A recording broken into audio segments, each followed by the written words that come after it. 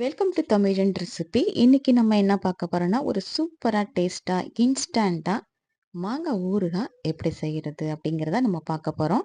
ரொம்பவே சூப்பரா இருக்கும். அதுவும் தயிர் சாதம், சாம்பார் சாதம் எல்லாத்துக்குமே ரொம்பவே சூப்பரா இருக்கும். இத வெறும் சாதத்துல கூட நீங்க பெசஞ்சு சாப்பிட்டீங்கன்னா, ரொம்பவே டேஸ்ட்டா இருக்கும். அதுவும் சுட சுட தயிர் சாதத்துக்கு இந்த மாரி நீங்க வச்சு சாப்பிட்டீங்க அப்படின்னா, சொல்லவே வேணாம். ரொம்பவே டேஸ்ட்டா இருக்கும். கண்டிப்பா நீங்களும் இந்த மாரி ட்ரை பண்ணி பாருங்க.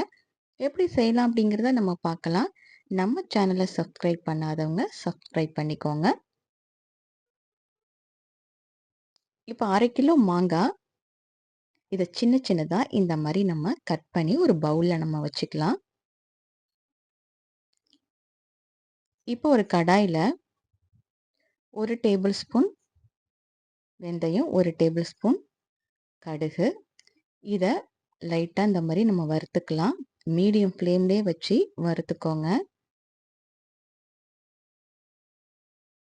இப்போ இது கூட 1/4 டேபிள் ஸ்பூன் மல்லி, அதையும் போட்டு நல்லா வறுத்துக்கோங்க. இப்போ நல்லா வறுத்தாச்சு. இந்த பதத்தில் இருக்கணும். இதை ஆற வச்சு மிக்ஸி ஜாரில் நம்ம தனியாக அரைச்சி எடுத்துக்கலாம்.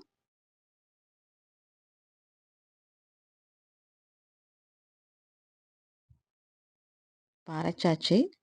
இப்போ நம்ம என்ன பண்ண போகிறோம் அப்படின்னா, இந்த பவுலில் வச்சிருக்கிற மாங்காய் கூட போதுமான அளவு நம்ம உப்பு போட்டுக்கலாம். உப்பு நிறைய சேர்க்க வேண்டாம். அது மாதிரி சில்லி பவுடர் 1 டேபிள் ஸ்பூன் போட்டுக்கோங்க. காரம் வேணும்னா கூட கொஞ்சம் எக்ஸ்ட்ரா கூட நீங்கள் போட்டுக்கலாம். இப்போ இந்த மாங்காய், உப்பு, மிளகாய்த்தூள் இது எல்லாத்தையும் நல்லா இந்த மாதிரி நல்லா மிக்ஸ் பண்ணி விட்டுக்கோங்க. இப்போ இது எல்லாத்தையும் நம்ம நல்லா மிக்ஸ் பண்ணியாச்சு. இப்போ நம்ம அரைச்சி வச்சிருக்கிற இந்த மசாலாவை இது கூட நம்ம மிக்ஸ் பண்ணிக்கலாம். இப்போ இது தாளிக்கிறதுக்கு நம்ம ஒரு கடாயில் நல்லெண்ணெய் ஊற்றி தாளிக்க தான் போகிறோம். நல்லெண்ணெய் ஊற்றிக்கலாம். இந்த ஊறுகாலாம் செய்கிறதுக்கு நல்லெண்ணெய் ஊற்றினா ரொம்பவே நல்லது. கடுகு ஒரு 1/2 டேபிள் ஸ்பூன் போட்டுக்கலாம்.